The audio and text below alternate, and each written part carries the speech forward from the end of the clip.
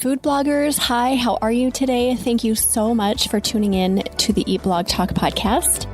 This is the place for food bloggers to get information and inspiration to accelerate your blog's growth and ultimately help you to achieve your freedom, whether that's financial, personal, or professional. I'm Megan Porta, and I've been a food blogger for over 12 years. I understand how isolating food blogging can be at times.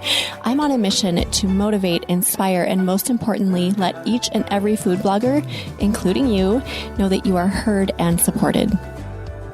If you are anything like me, you started blogging and just did your own thing in many different areas and then realized that you maybe did a few things wrong. So you had to go back and redo some things. I had to redo a lot of things, and I'm still redoing some of those things 13 years later. So Tammy from Scotch and Scones joins me inside this episode to talk about just this. She started her food blog in 2019, really buckled down at that time to make it a successful business.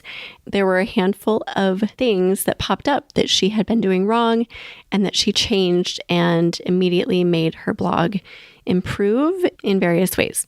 So she talks through these things inside the episode, things like choosing the right theme for your WordPress site, taking pictures the right way, even if it's just pictures on your iPhone or your Google Pixel, learning about SEO and keyword research, and so much more inside the episode. Whether you are a new blogger or a more advanced blogger, you will find value here. This is episode number 439, sponsored by RankIQ. Food bloggers, real quick, want to hop in to tell you about an exciting opportunity for all of you travel lovers out there. A lot of you foodies are also big on exploring our country. If you plan on exploring New York City anytime soon, this might be a great opportunity for you.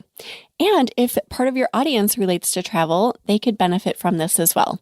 The New York City Borough Pass is the best way to experience the unique cultures and stories of New York City.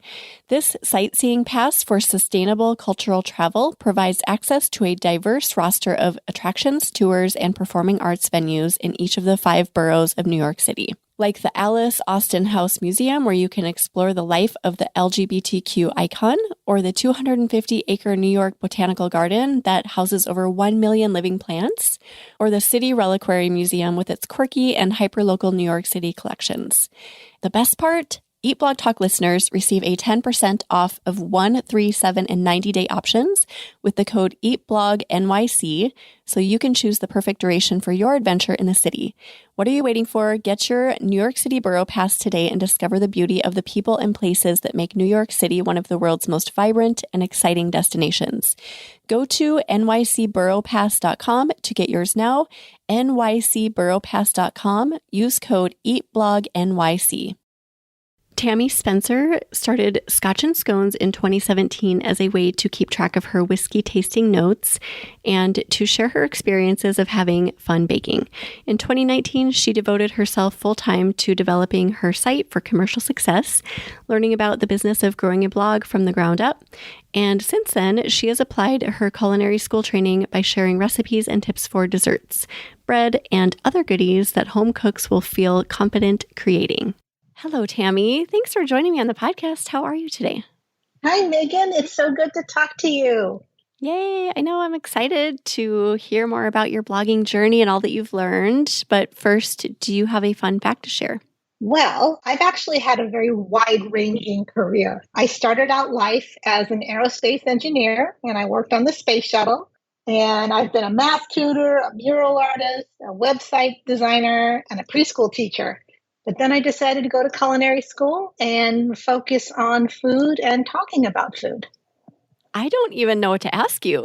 There's so much there. My brain went a million different places. That's so cool. So, I don't know. Are you just an adventurous soul? I am a curious soul. So what will happen is I go one way and I get interested in it, and then I start to kind of veer off and, let's see about this one. And then I'll kind of go into that. I'm just curious about life in general. Which I think is the greatest thing that you can be given, because curiosity leads you to experiences and different people and so many things that you can go through without having that curiosity. So love that. Oh my goodness. Thank you. What do you think will be next? What's next on your curiosity agenda? Well, from blogging, I'm looking to go into more like writing. I mean, so Oh, many food bloggers go into books and cookbooks and things like that. And so for me, I think that might be the next challenge because I've never actually written out lots and lots and lots of recipes to it within one theme and just see how that works. I'd love to just experiment with that. I love it. I love that you had an answer for that too. That's amazing. All right, let's talk about your blogging journey. So, a little snippet of your life, one of your curiosities. Tell us when you started and how your journey has evolved to today. I originally started the blog back in 2017. I wanted a place to write about my whiskey tasting notes because at that time I got curious about tasting whiskey, tasting bourbons, and I need to write things down so that I will remember them. So with that, if I went into a restaurant, I would know what to order and I would look up and say, "Oh yeah, I like that one. I can go taste that one." But so what happened was the place where I was keeping my notes crashed. And I thought, well, having an online presence would be a better place to keep my notes. So I started writing about my whiskey tasting notes. And I also love baking. I love the science and the magic of food, about how disparate ingredients come together to make something yummy. And I'm a mom. I have two daughters, and food is love. So taking care of them, taking care of my family, and giving them wonderful, nutritious foods led me to want to share with others what I did, how I did it, the experiences that I had as first a home chef and then going into culinary school and then coming out with a little more technique, but still making mistakes like everyone else. And I wanted to share my mistakes and my experiences with folks. So that's kind of how I started just writing things down. I originally wanted to write a diary, so to speak. Back then, blogs were that, just blogs. And I didn't know what I didn't know.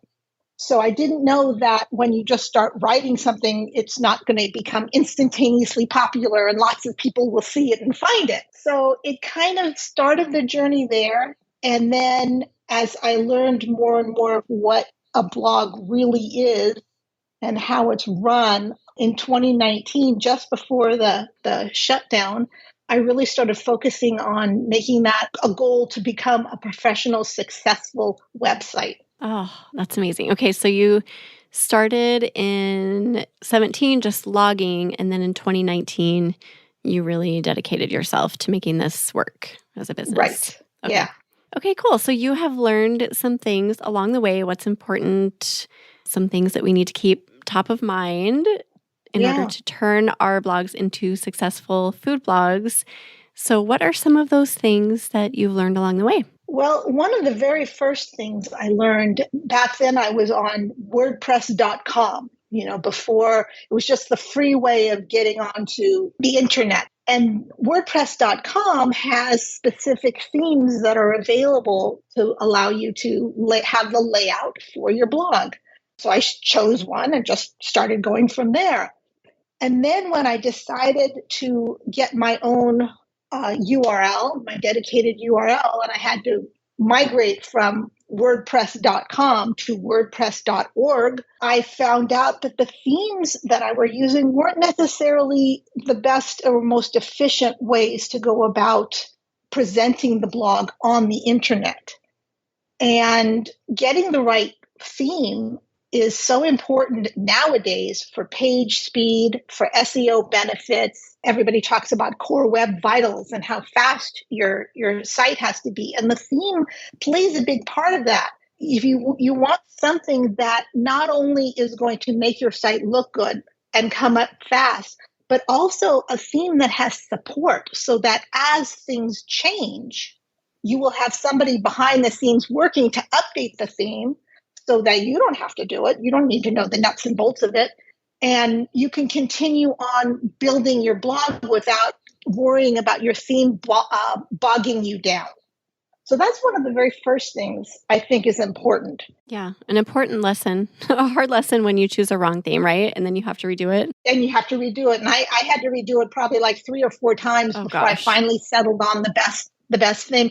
And I actually found this theme through a word of mouth. I was chatting with somebody on Facebook on one of the food blogging groups that are out there, and this gentleman said, "Hey, you should use this theme and I'll help you put it together," which I thought, "Oh my God, what a nice thing to do." And to have that support, have somebody, like a big brother to kind of pull you along and give you a little bit of a steering mechanism, so to speak, made a big difference for me. So what theme did you land on? What theme has been really good for you? I use themes from Feast, so Feast Design Co. And I'm using the Brunch, what is it called? Brunch Pro, I think it's called. Okay. They have like 5 or 6 different overall themes. And then within that, of course, you can customize it to your advantage. But the beauty of using a Feast theme is they have a plugin that they're constantly updating that allows you to have the theme updated. And the folks over there are super responsive. And if you have a question, if you have a problem, you submit a ticket.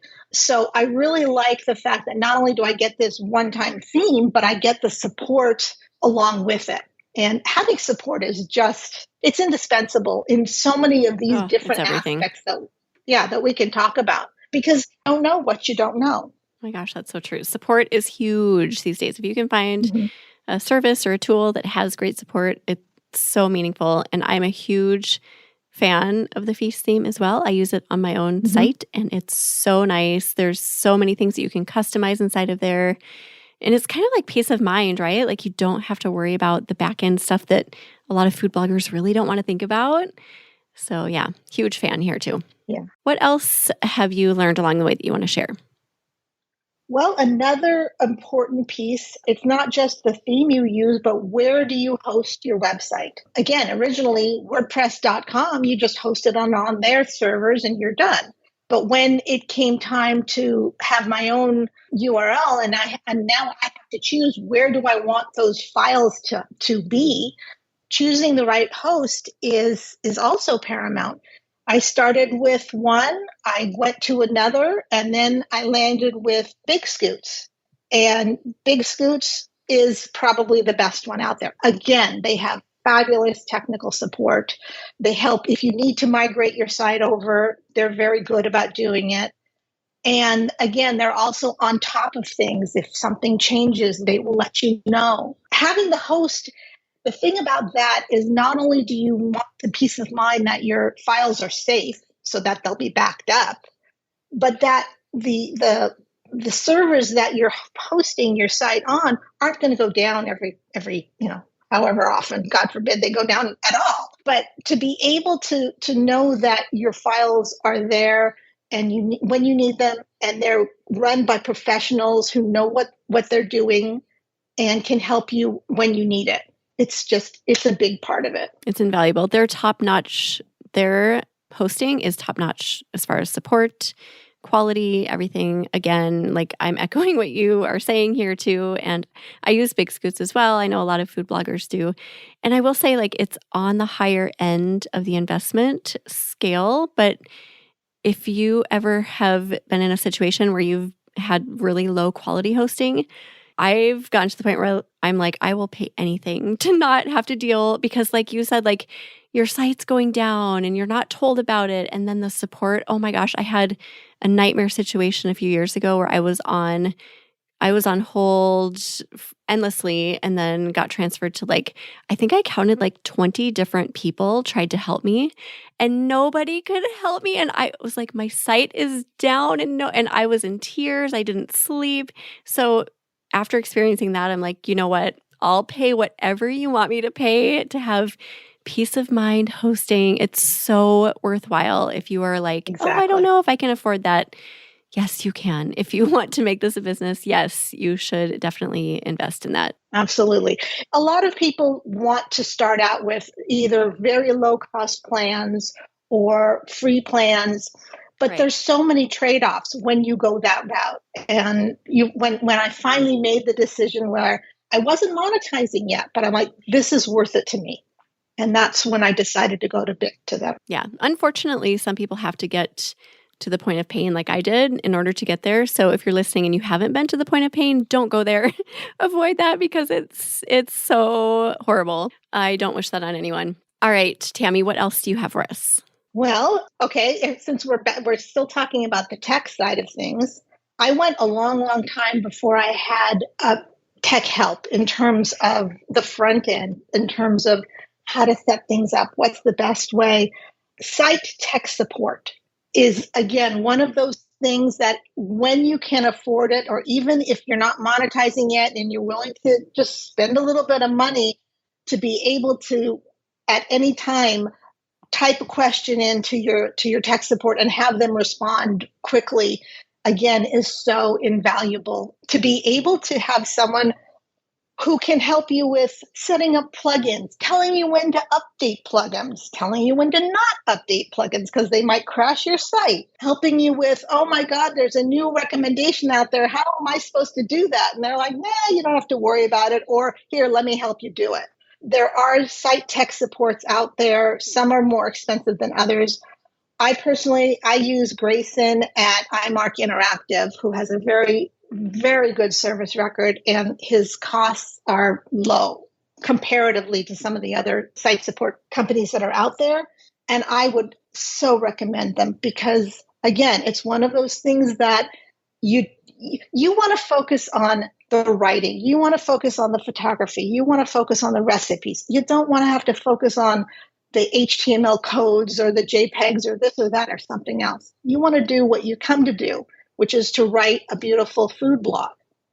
So that's why these back end things, they're not glamorous, they're not fun.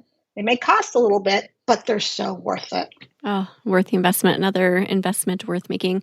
I've never worked with Grayson and iMark, but I talk to many food bloggers who do, and I've heard all good things, exactly what you're saying, just like really responsive, low cost, really high quality.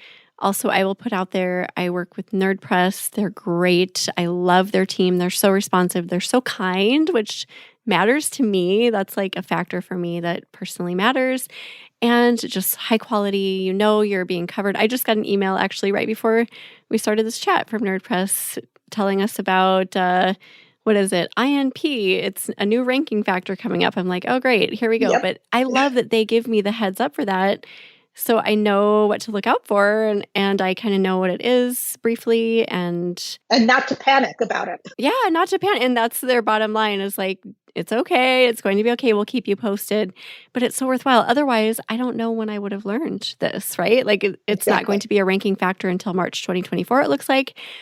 I wouldn't have known that who knows when. So it is worthwhile. Yeah, I got that same email about INPs coming out. And I'm like, oh, now I know. I don't have to deal with this right now.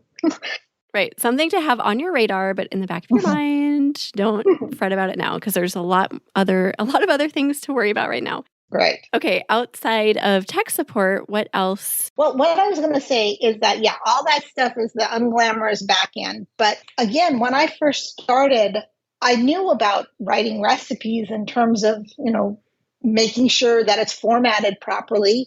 But how do you present this to others so that it's compelling to them? Learning how to take good food photography pictures was a huge learning curve for me.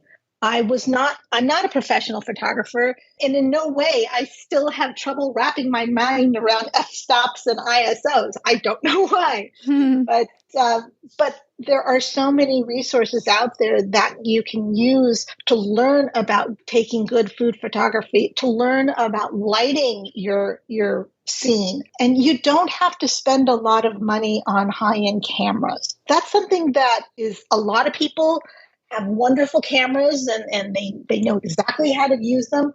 I use my iPhone, and I've used my iPhone since the beginning. The difference is that now I have different apps that I use for my iPhone. I've learned what kind of lighting works best for my kitchen, and having the ability to, again, ask people for help. I took a class called from the Beyond Baking. I can't say it. Beyond Baking Boot Camp, they had a food photography course that was super interactive and really, really helpful. And you can use your phone to do it. You can use your camera to do it. She has both sides in her class. So being able to take compelling pictures and learning how to set them up and learn how to light them made a huge difference from the beginning of my blogging journey to now. I think my food photography has gotten much better, and I actually have gotten compliments on that. So it's kind of like, yeah, okay, nice.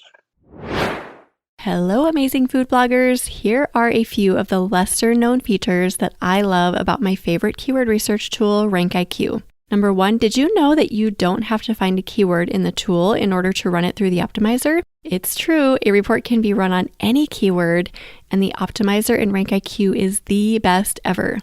2, once you decide on a keyword and run a report on it, you can run an SEO report for a very detailed analysis of the keyword. There's an educational video showing you how to identify clusters around sub-themes so you know which subtopics to cover within the blog post as well.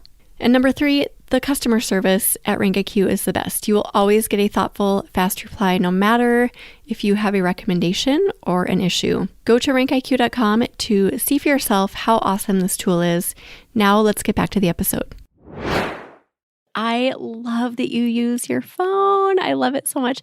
I love it when people are like going out there and proving that you don't need the expensive equipment, that you don't need all the knowledge or skills, that you can make this work with kind of bare minimum and starting with a phone. And I think that's so cool. I love that so much. Okay, so pictures are important though. Through editing, you can tweak anything that goes wrong through your photography. You can learn more about photo editing, but they are really important.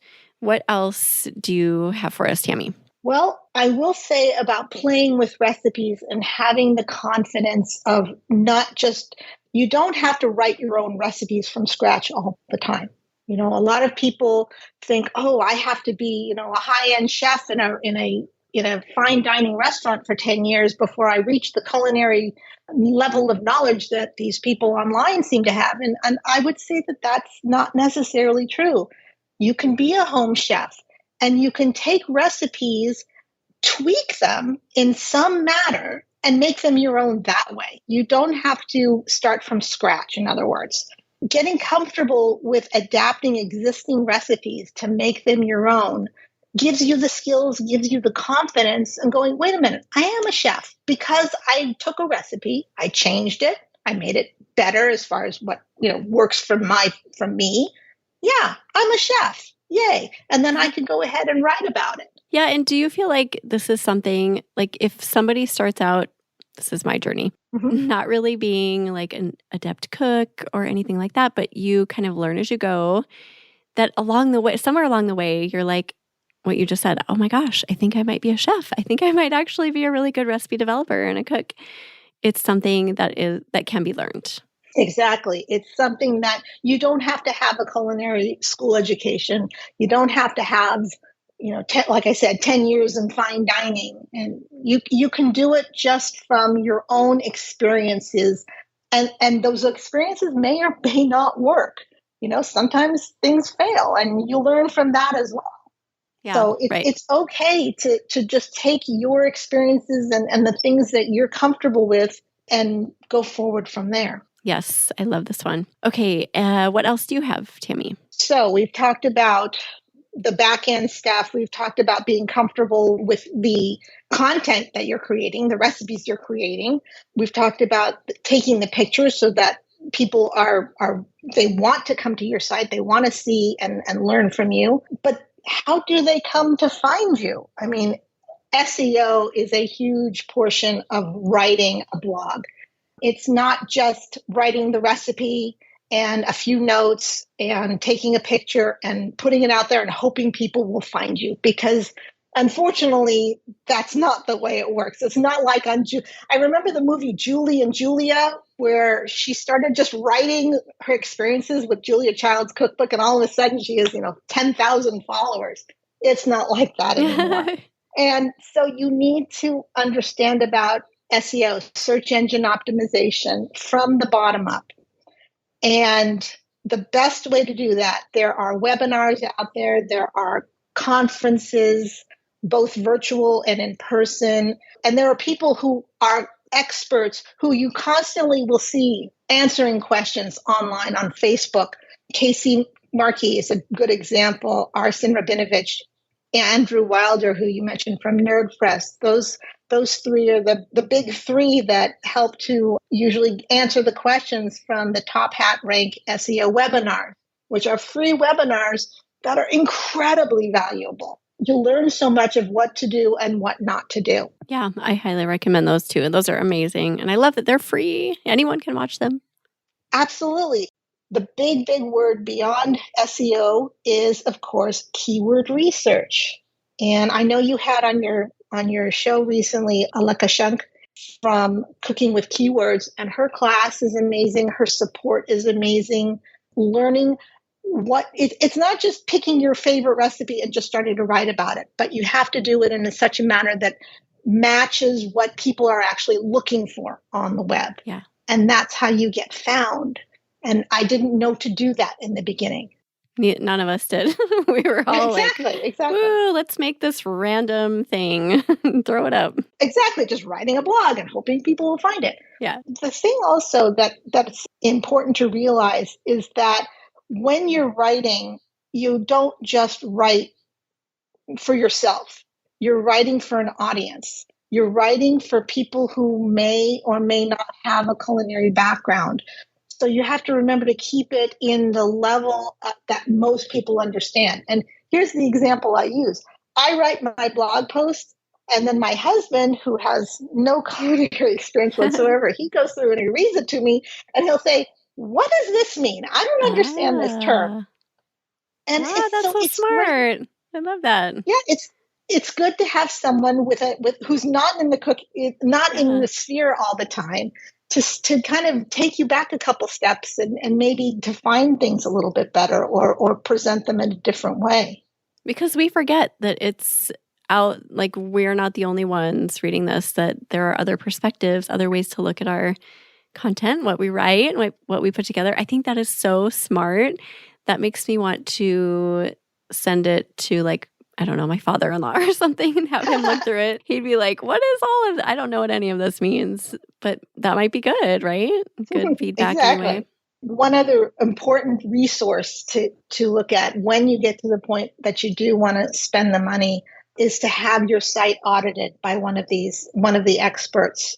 Casey Markey, Arsen, I know there's other site auditors out there, and they will go through basically and tell you all the things you didn't know and tell you how to change things. And I will tell you this. I had an audit with Casey 2 years ago. And he told me, this is what each post, this is what a post should look like, and this is what it needs to do. I have taken the last 2 years and gone back to my old posts and have updated them.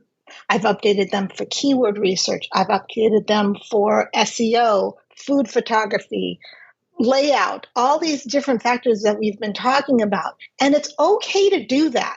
It's okay to go back to your old posts and make them better.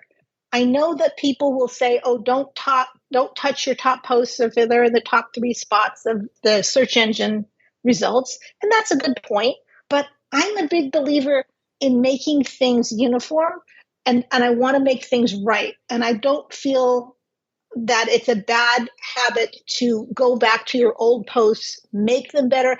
And you don't have to necessarily put out new content every week. If you focus on your old content, that will help you. And I will say for me, it's taken me 2 years to do it, but I went through all my old posts and my traffic has been up for the last 2 years as I've slowly gone through it. So it makes a huge difference. It really does. I'm so glad that made a difference for you. I've found the same, Tammy. I've been spending the last couple of years not at all focusing on new recipes. I've done some new content, but non-recipe content. But as far as recipes go, I've just been going through a lot of my old content, and it makes a huge difference. Even doing just a couple a month is huge for my traffic and overall website health, I think. Absolutely. And it's, what's happened several times over the course of this site audit that I've been doing on my own site is that I'll be doing something one way and then something will change. And it's like, oh, great, I get to go back and do it all over again. And sometimes it'll be, yeah, exactly. Sometimes it'll be, okay, I have to do this one thing to everything now because it's important. And something it's going to be, okay, the next time I get back to that post, I will change it and bring it up to speed. If it's not a huge, or if it's more of a cosmetic change, whatever. Yeah. But it's going to be an ongoing thing. Site auditing is not something that's one and done. It's something that you're going to be constantly going back and tweaking and making things better as the environment changes. And not to be frustrated with that, right? To expect that going in, that things are never going to be at a static point where you're like, okay, good. We're all set here. I'm done. Yeah, you're never done. No, it's never done. I've been doing this for 13 years and it's never, ever been like that where I'm like, oh, phew, I can kick my feet up. Never. And that's just the name of the game. So expect that and you'll be just fine. Okay, so beyond tech stuff, photos, themes, SEO, keyword research, is there anything else that should be at the top of our minds? When we talked about at the very beginning that I'm a curious person, I'm still learning. Everything that we've done so far, I've learned along the way, and there's so much more coming out on the horizon. Of course, the big news is the AI and the chat GPT and how that's going to affect not only how we write, but how our sites get displayed and found. So learning about that, being open to learning is going to be, it's a challenge. It's a frustration because you think, oh, I know how this goes. And the next thing you know, something is tweaked and it's like, oh man, that's not the way it is anymore. Social media is changing. It used to be that you could post a little static pin on Pinterest and have things go wild.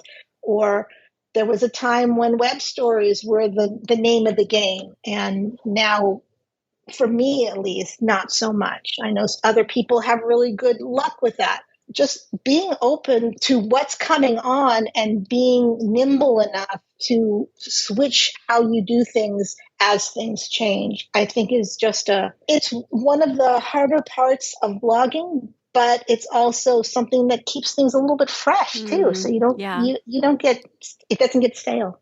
Oh, that's so true. It keeps it exciting, that's for sure. Mm-hmm. And as you were talking through that, I just had the vision of like water, like be water, just be the element that kind of goes with the flow and doesn't try to resist, doesn't try to fight back. It's just like we were saying a little bit earlier, it's the name of the game. This is how it's going to be. So you might as well let the water take you, right? Exactly.